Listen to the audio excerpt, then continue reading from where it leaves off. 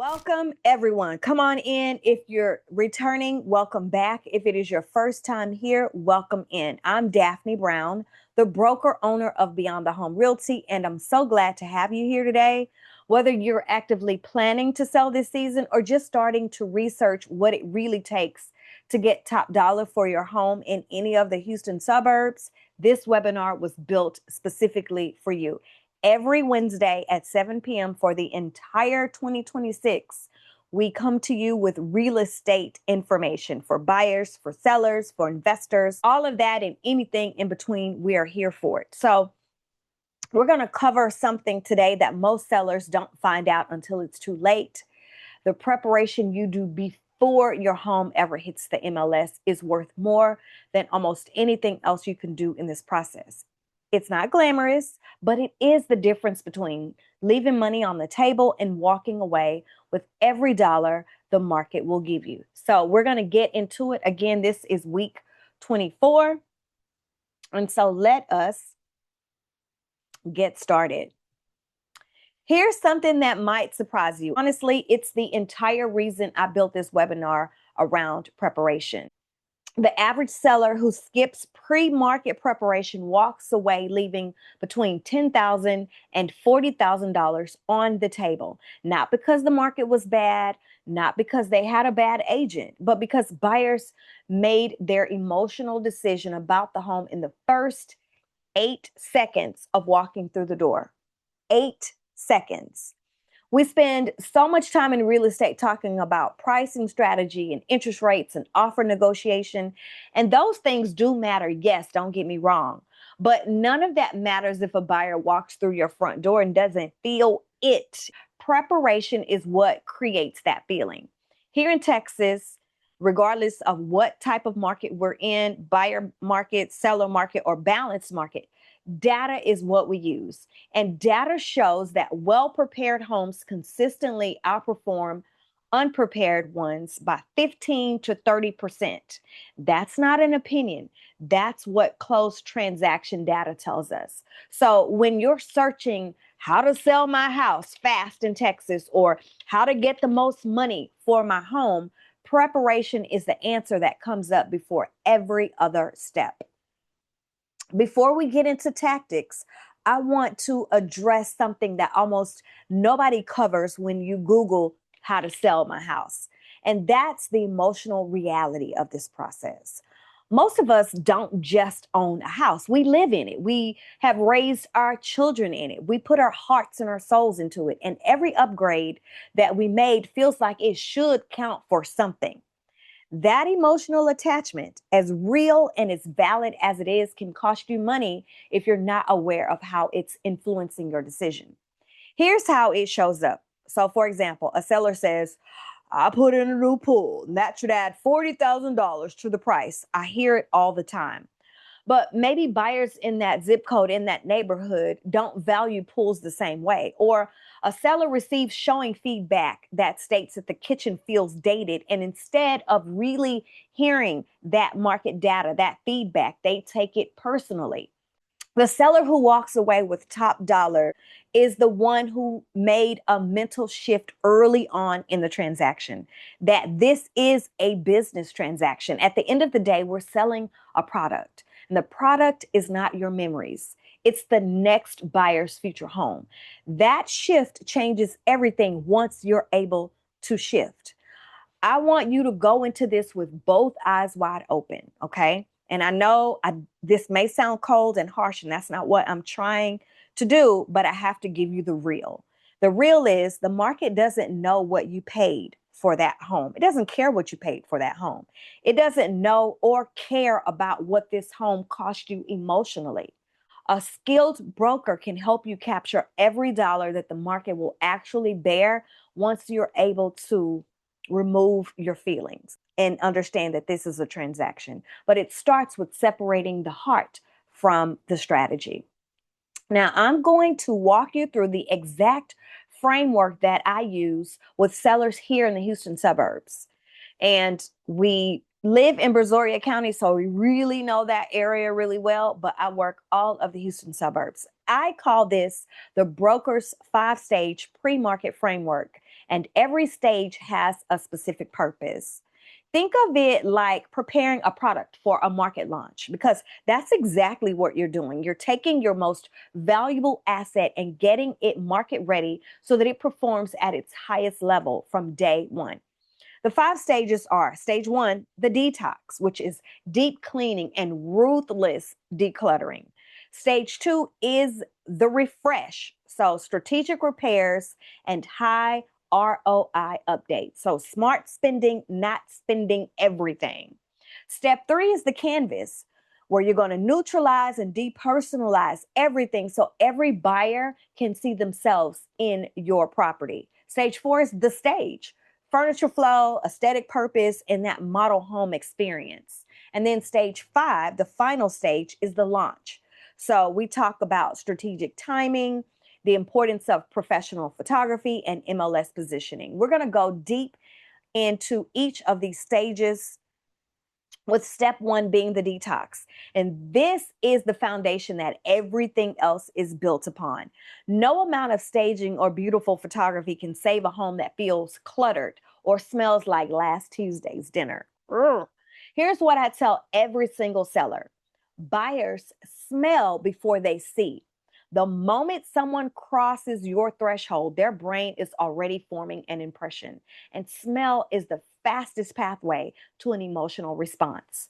Neutral and fresh wins every single time. My rule for clients is the hotel rule. If you wouldn't leave it sitting on a hotel counter, then pack it away. That includes paperwork, personal care products, small appliances, the artwork that the kids did that's on the fridge. All of it needs to be removed and put away. And don't underestimate those closets. Don't overlook those closets, because buyers do have a tendency to open every closet. And a packed to the ceiling closet tells the buyer 2 things: this home doesn't have enough storage, and these sellers haven't been maintaining things well. A half empty closet tells a completely different story, on the other hand. It speaks to a space and ease, and that is what you want when your home is on the market. The mission in step 1 is simple: create spaciousness. Buyers need to see the bones of your home, not your belongings.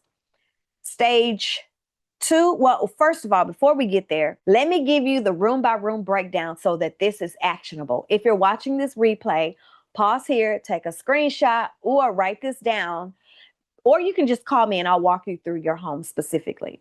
So for the kitchen, you want to replace anything that is not working in the kitchen. So if that's the microwave, replace that, right? I also want you to clear every countertop down to 1 or 2 decorative items at the max, right? Buyers are buying the kitchen, not your appliances and not your organizers. And then don't forget this: degrease those cabinets and clean appliances both inside and out, including that oven, because buyers do look in the oven. In terms of bathrooms, we're going to replace toilet seats. If it's a $30 fix, I'm going to tell you that's the best money spent, because that $30 fix instantly signals clean and fresh, and that's what you want. Also, you want to recalk any grout lines that look like dingy, nasty, and clear out the under sink cabinet. Buyers look there too. Moving on to the bedrooms, you want to remove excess furniture. Less is more. Remember that. Less is more when you're selling your home. Oversized furniture in a bedroom photographs small. And in today's market, buyers are often evaluating your photos online before they ever step foot inside your home. And then for the living areas, you want to remove personal photos, remove those trophies, any collections that you may have, and any decor that distinctly tells a buyer that this is your story. We're not erasing your life. We're creating space for the buyer's story to begin. Make sense? All right. For the outdoor areas, dead plants, garden hoses, kid toys, and yard clutter all communicate neglect to someone that is doing a drive-by on your home, trying to decide, do I want to go in and see the interior of this home? And some buyers make their decision at the curb before they ever come inside. So take into account those things. Now, step 2 is the refresh. And this is where I see sellers make some of the most expensive mistakes, either overspending on updates that don't return their value or underspending on small fixes that buyers read as serious neglect. Not everything needs to be fixed. A broker's job is to help you spend strategically, make those dollars count. The items you should always fix are the ones that signal deferred maintenance. So leaky faucets, broken light fixtures, sticking doors and windows, cracked outlet covers, and damaged flooring. I see this all the time. These small visible repairs build massive buyer confidence, and skipping them destroys that confidence. All right. What can you skip or approach differently, right? That's the question. Well, full kitchen remodels, you can skip that because full kitchen remodels rarely recoup 100% at resale, especially if you're at the neighborhood price ceiling already.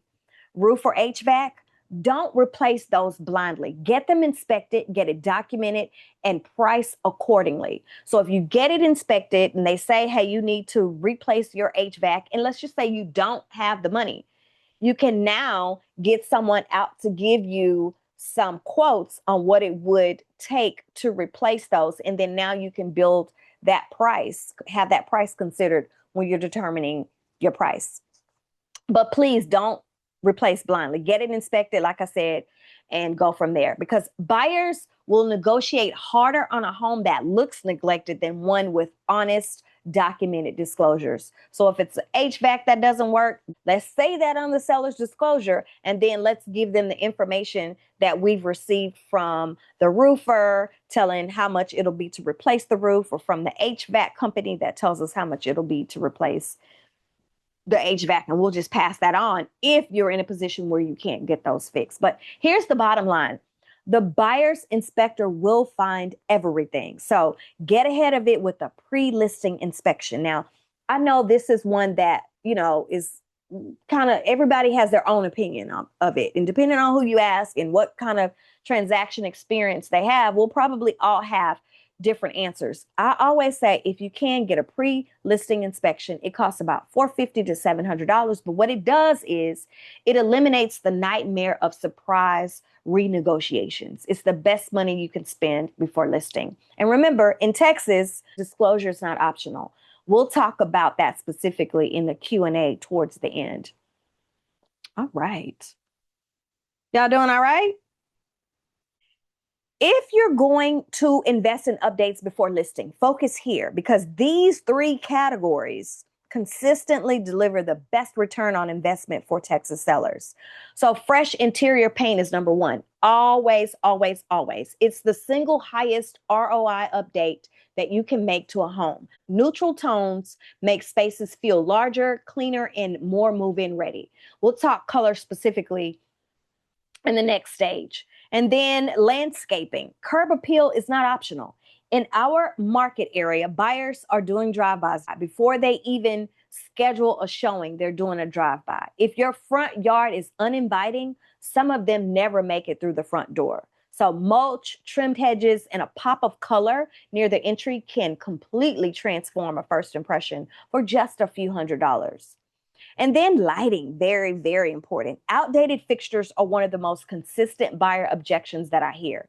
So swapping out builder-grade fixtures for something more current tells buyers that the home has been loved and it has been maintained well. And it photographs dramatically better. So a small investment for a big signal. That's what all 3 of these things have in common.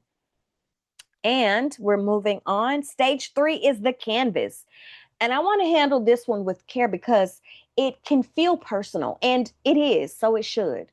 Depersonalizing your home is not about erasing your life from it. It's about creating a blank canvas so that every buyer who walks through the door can begin to imagine their own life being built there. That shift from my home to their potential home is what drives offers. Color matters enormously. For Texas lights specifically, I always recommend Sherwin-Williams Accessible Beige or the Agreeable Gray or the Pure White. These tones photograph beautifully. They work with our natural light and they read as clean and fresh rather than cold or sterile. Personal photographs, bring those things down. All of them need to come down, not because they aren't meaningful, because they are. But when a buyer sees your family photos on every wall, they subconsciously feel like a guest in someone else's home. And we want them to feel like a future homeowner for that home, right? So pack away those photos, pack away religious items, political memorabilia, and sports team decor. You're not hiding who you are, you're just widening your buyer pool. And then pet items. So pet beds, food bowls, crates, and especially odors. A significant percentage of buyers are allergic to or uncomfortable with pets. Don't lose a qualified buyer over something that is solvable. The goal is a home that feels warm and inviting, but just hasn't been claimed by anyone yet. And then stage 4 is the stage. Let me lead with data, okay? Staged homes sell 73% faster and for more money than unstaged homes. Now, that's the National Association of Realtors research. It ain't your girls, okay? And it's also not a staging company's marketing plan. That is real data. Staging isn't about turning your home into some type of magazine spread. It's about 3 things: furniture, flow, clear room function, and visual calm, okay? Flow means buyers can walk through your space without navigating around furniture. Clear pathways create a sense of spaciousness, even in small rooms. Room function means every space has obvious purpose, has one obvious purpose. A dining room that's also a craft station and a home office confuses buyers because what is this? So you want to define the space as much as possible. If it's a bedroom, make it look like a bedroom, clearly. And then groupings. Here's a staging insider tip. Decorate in odd numbers, like groups of 3. 3 candles, a plant, a small tray, 3 books, a vase, a framed print. The eye naturally settles on odd number groupings and it creates balance without looking cluttered. The investment in staging almost always returns more than it costs. If you're on the fence, please give me a call and I'll tell you exactly what's worth doing for your specific property. And then we want to talk about one of the most common questions that I get, which is, how do I actually live in my house while it's on the market? Let me give you the framework that I give every occupied seller. The mindset shift for the duration of your listing. Your home needs to be model home-esque, right? So you are temporarily living in a showroom. I know that sounds extreme, but hold on and hear me out. Sellers who truly adopt this mindset sell faster and get fewer lowball offers, right? The daily negotiables, and these are non-negotiables for a reason. Their beds made every morning, dishes done, counters cleared, toilets closed with the tops down, and 0 visible laundry every single day. Pets leave during every showing, okay? Non-negotiable. I know that this can be inconvenient, but buyers can't envision their lives in a space when animals are present. So have a pet go ready bag.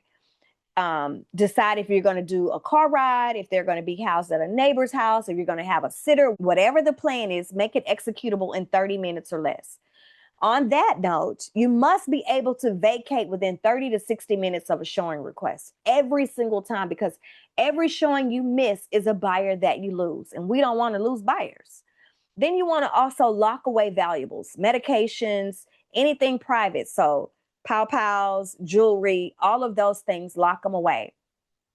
Showing access is necessary. It doesn't mean leaving everything out though. So before showings, make sure you have, I always tell my sellers to have a bin and to put all of those things in that bin so that they can then just take that bin and put it in their car and then go with it. Now, before showings, and this is important, open windows if you have screens and avoid cooking strong smelling foods that morning. Here's my truth. Occupied sellers who maintain model home standards sell faster and face fewer lowball offers, period. End of story. All right. If your home will be vacant during your listing, whether you've already relocated or whether it's an investment property, this section is critical because vacant homes come with risks that most sellers don't think about until something goes wrong. Risks to address immediately. Keep every utility on. So water, gas, electricity, whatever you have utility wise in that home, keep it on. In Texas heat, a vacant home with no running AC can develop mold within just a few days, and mold becomes a disclosure issue that follows you all the way to the closing table. So keep the HVAC running, even if you have to turn up the temperature. And then make sure you maintain the lawn. An overgrown yard on a vacant home signals one thing and one thing only: neglect. In some HOA communities, you'll also face fines. So make sure you have regular lawn maintenance scheduled. And then also remember to notify your homeowner's insurance that the property is vacant. Most policies require this. Failure to do so can void your coverage if something happens. And for security, we use electronic lock boxes that log every access so we know who's been in and out of your property.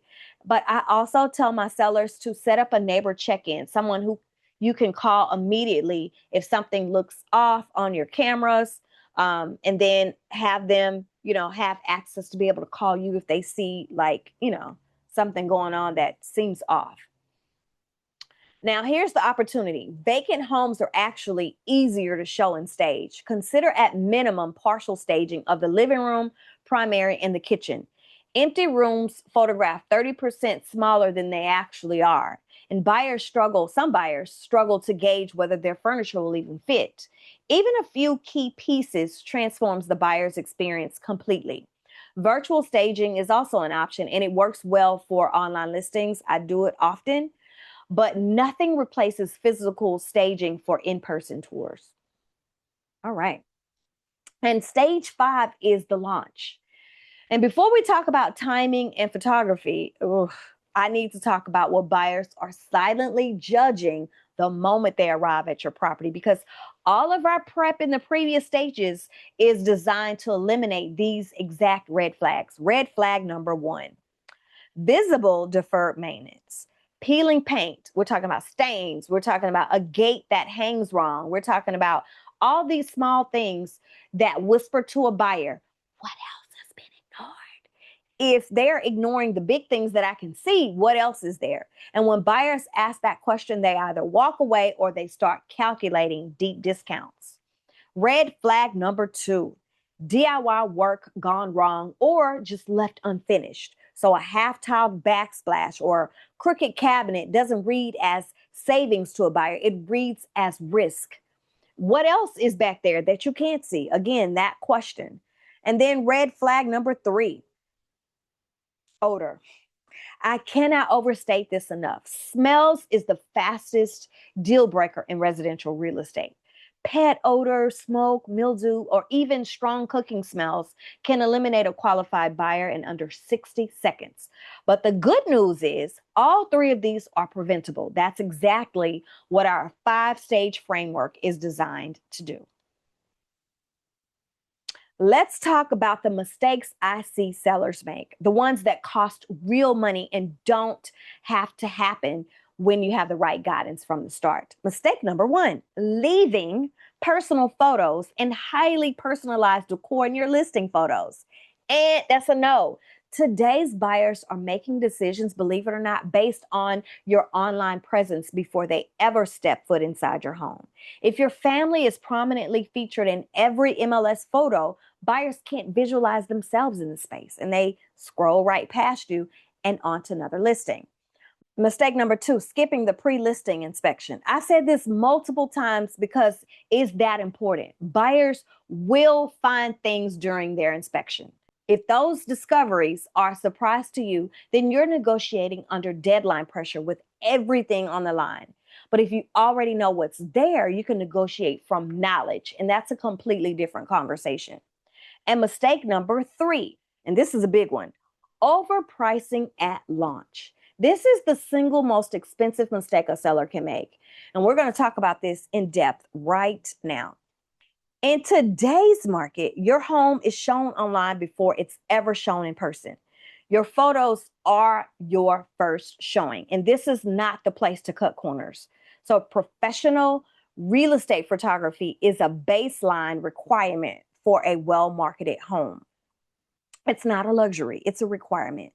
Professionally photographed homes get significantly more online engagement. I can show you data shows that. And that means more showing requests, which also means more competition, which drives up your price. The price just went up. Now, curb appeal matters in photography just as much as it does in person. The exterior shot is typically the first image that buyers see.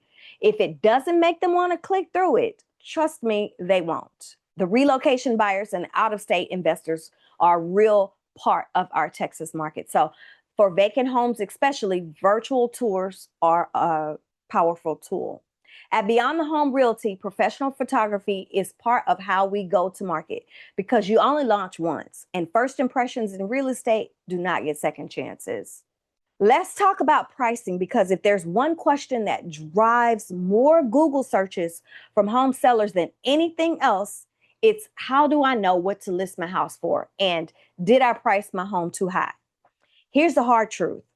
Overpricing is the number one mistake that sellers make, and it costs them more in the long run than a well-positioned list price would have from the start. Now, here's the psychology. After a home sits on the market for 21 days without an offer, buyers start to assume that something's wrong, not that it is priced too high. They assume there's a problem the seller isn't disclosing, and that's real talk. The showing traffic dries up, the lowball offers start coming in, and you end up negotiating from a position of weakness simply because you priced it too high. Smart pricing uses what I call the Goldilocks rule. A home price at $299.9 appears in every search with a $300,000 ceiling. A home priced at $305 disappears from that entire buyer segment, that pool. So that $5,000 difference in list price can cost you $15,000 in reduced competition.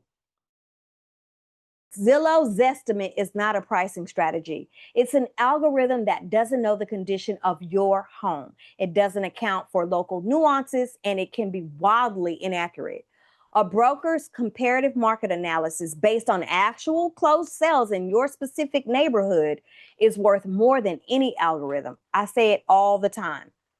In our Texas market, specific factors matter, like property tax rates, HOA fees, flood zone designation, especially zone AE versus zone X. All impact buyer decisions and need to be factored into pricing strategy. And then timing matters. Spring and early summer are historically strong in our area, in the Houston suburbs. If you have flexibility in when you list, then let's talk about aligning your launch with peak buyer demand. I can definitely help you with that. Okay. This is what I call the hidden prep. These are things that sellers almost universally overlook until we're already under contract and something stalls the closing. Documents. Start gathering those things now. Your survey, HOA docs and bylaws, warranties for appliances and major systems, and permits for any additions to the property. A garage conversion or a room addition done without a permit can definitely kill a transaction. So find out now, not at the closing table. And then a pre-listing inspection. I keep coming back to this one because it is genuinely that important. So $450 to $700 now can eliminate the nightmare of surprise renegotiations when you're days from closing and have nowhere to go. And utility bills. Compile 12 months because buyers sometimes want to know what it costs to actually run the house. Have it ready and have it organized. And then the HOA account statement. If your property has an HOA, order this now. Order that statement because it takes 2 to 4 weeks in most cases. And it's one of the things that most commonly holds up closing. So order it before you need it. And then the TREC seller's disclosure notice. Texas requires sellers to complete this. It is a must do. Fill it out completely and honestly. I'll walk you through it And when in doubt, I'm going to always tell you disclose, disclose, disclose. Non-disclosure is far more costly than disclosure, legally and financially. And then finally, I want you to Google your property address right now. Well, not right now, when you finish with this. Google your property address and you are able to see what buyers see. Old listing photos, flood map notations, inaccurate Zillow data. Know what buyers are going to find before they find it. The buyer profile in 2026 has shifted meaningfully, and understanding who your buyer is directly affects how you price your home and how you present your home. Today's buyers are prioritizing three things above anything else, and that's space, efficiency, and move-in ready. So, space and function, like home office space and generous storage, are no longer nice to haves. They're checklist items. What we know is the pandemic permanently changed how people work, and buyers aren't willing to give that up. Most people still do work from home full time or work from home a large part of the time. If your home has a flex room, a dedicated office, or a large bedroom that can serve double duty, we want to make sure we highlight that. Energy efficiency and connectivity, high-speed internet, high-speed fiber internet, energy efficient windows, and HVAC. These features attract buyers who are looking for total cost of ownership, not just purchase price. In our Texas climate, utility costs are a real conversation. And then move-in ready condition. This is the biggest shift. Today's buyers are exhausted by renovation projects. They'll pay a premium just to not have to do any work. And that is exactly why the preparation that we've walked through today has a direct, measurable return on investment. Every dollar that you invest into making your home move-in ready can return you multiple dollars in buyer willingness to pay. Before we get to questions, I want to say that for the market prep timeline, it is going to look a little something like this ideally. Now, keep in mind, it doesn't have to, but ideally, if you can control it, it should look like this. I'm going to give you a concrete timeline so you know exactly when to do what. So 60 days before your target listing date, start that detox, declutter aggressively, deep clean everything, and begin gathering your documents. So survey, HOA docs, warranties, permits. This is also when you call your broker, me, before you spend a dollar on anything. And then 30 days out, complete your repairs and begin staging. Schedule your pre-listing inspection if you haven't already, and order your HOA statement now. Remember, it takes 2 to 4 weeks. And then 10 to 15 days out, you're going to schedule professional photography and lock in your pricing strategy with your broker. This is when you finalize your launch positioning, your listing timing, and your go-to-market plan. If your timeline sounds like a lot, okay, I get it. But here's what I want you to remember. You don't have to do it alone. This is exactly what a full-service broker does. Beyond the Home Realty, I walk through every stage with my sellers. I connect them with trusted vendors in our area, and I make sure nothing falls through the cracks. All right. So now here are some questions. If there's a question about my home. Okay. Let's get into these questions because this is where things really get real and specific. I'm going to go through these most common asked questions that I hear from sellers in our market. And I've put together some real answers, not some vague ones that it depends answer. And a lot of times in real estate, it does depend, but I know you guys get tired of hearing that. But if you have something specific, you can always reach out to me and we will get that information to you. Here's the first question. How do I know if my home is priced right? If you're not getting any showings in the first 7 to 10 days on market, then the market is giving you a clear signal that your home is not priced right. Price drives traffic, not the other way around. Remember that. A broker CMA based on real comps that have closed in your neighborhood, in your zip code, is the most accurate tool. Not Zillow, not what your neighbor sold for 2 years ago. Actual closed sales data from the last 90 days in your specific area is what we use. And that's the conversation to have with a licensed broker before you ever set a number. Will the updates I made increase my home's value? Well, some will and some won't. And the difference matters significantly. Paint, like we said, landscaping and creating clean, neutral spaces almost always return more than they cost. But full kitchen and bathroom models rarely recoup 100% at resale, especially if you're at the neighborhood's top price point. The answer, though, depends entirely on your price point and what buyers in your area actually want. That's exactly the conversation to have, again, with the broker before you spend a dollar. All right. Next question. Do I really have to leave during showings? Really? The answer is yes. Not just yes, but yes every single time without exception. And here's why. Buyers can't envision themselves in a home when the seller's present and probably lurking and looking and just, they don't want that. So what they'll do is they'll rush through the showing. They don't open any closets. They don't talk freely with their agent about what they love or the concerns that they have about the home. And then they just move on without making an offer. Your presence in the home during a showing costs you offers 100%. I know it's inconvenient, but it is one of the highest value things you can do as a seller is make those showings absent of you, make them easy for an agent to schedule and get in your home. And again, with absent of you and absent of your pets, you love your pets. Not everybody loves your pets. Okay. How do I keep my home show ready with kids and pets? Well, create a showing basket or a showing bin. And I tell my clients all the time to invest in a bin for each person in their home. And with that, you can even do a laundry basket. You can throw all the countertop clutter in it when a showing is called and put it in your car or in your garage. Keep a pet go bag ready at all times. Make the beds the moment everyone gets up every single morning. I know it sounds like a lot in the beginning, but it becomes a routine within a week. And it is absolutely worth it when you're fielding through multiple offers or an offer that you got really fast. So that's that question. Should I fix everything before listing or just lower the price? Now, here is the answer that I know you don't like. It depends. It depends. It depends on what the item is. And that's not a cop out. It is a strategic distinction. Small visible repairs should always be done. Always, always, always, because they signal neglect when they're not addressed. And buyers will price in much more than the actual repair cost if you're asking them, right?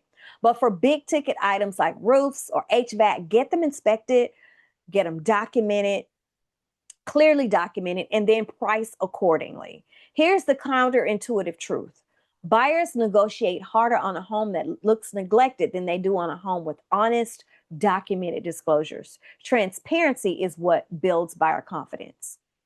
What do I legally have to disclose in Texas? Texas requires sellers to complete the TREX seller's disclosure notice, which covers known defects, flood history, HOA details, environmental hazards, and more. My rule is simple and non-negotiable. When in doubt, disclose. Non-disclosure is far more costly than disclosure, both legally and in terms of what happens when a buyer discovers something after closing. It's just that simple. I'll walk through the disclosure notice personally with every single seller that I represent. And then when should I call a broker? Before or after I start prepping? Before, always before. I can't say this strongly enough. A broker can tell you which repairs are worth doing for your specific price point and what buyers in your zip code are actually prioritizing right now. And this can save you thousands in wasted updates. The consultation is free. The wrong renovation is not. So call me before you spend a single dollar on your home. What makes Beyond the Home Realty different? Well, the answer is simple. We don't hand you a sign and disappear. That's really the most basic answer. We walk through this entire preparation framework with you in person, and then we connect you, if needed, with trusted vendors who've been vetted in this specific market. And we stay in your corner from the first conversation through the closing table and beyond the home. You get it? Our clients don't feel alone in this process because with us, they aren't. Now, these are just some of the resources that we have that I can send you. This is a before you list prep guide. I will show you this really quickly. And this is a before you list guide that goes over a lot of what we've said here, room by room. This is a paint colors brochure, paint colors that sell. And then this is the form that we have that takes you through all of the steps to take before listing your home to enhance its appeal. And so to get these resources, all you have to do is text pre-list to 281-808-0471, and I'll send these documents to you electronically. I do want to thank you so much for spending this time with me today. I hope what you're taking away from this is clear. Selling your home successfully is not just about picking a number and putting up a sign. It's a process. And the sellers who treat it like one, who prepare strategically, who price with real data, and who have a broker in their corner who actually shows up, those are the sellers who win. Whether you're 6 months out from listing or 6 weeks out, the right time to call me is now, before you start spending money, before you start making decisions without knowing what the market in your zip code, in your neighborhood actually wants right now. I'm Daphne with Beyond the Home Realty. I serve buyers and sellers across Brazoria, Fort Bend, Harris County, and yes, Matagorda County. And I work with residential, commercial, and land. I want you to reach out to me if you have any questions, and let's have a real conversation about your home, your goals, and what it's actually going to take to get top dollar for your home in this market. Now, I also want to tell you that if you know anyone who is interested or could benefit from this webinar, we're here every Wednesday at 7 p.m. And we want to remind you that we're always ready and willing to enable you to find your way home. Till next Wednesday. Bye. To rewatch this webinar or check out past webinars in this series, we have a playlist right here so you can get started.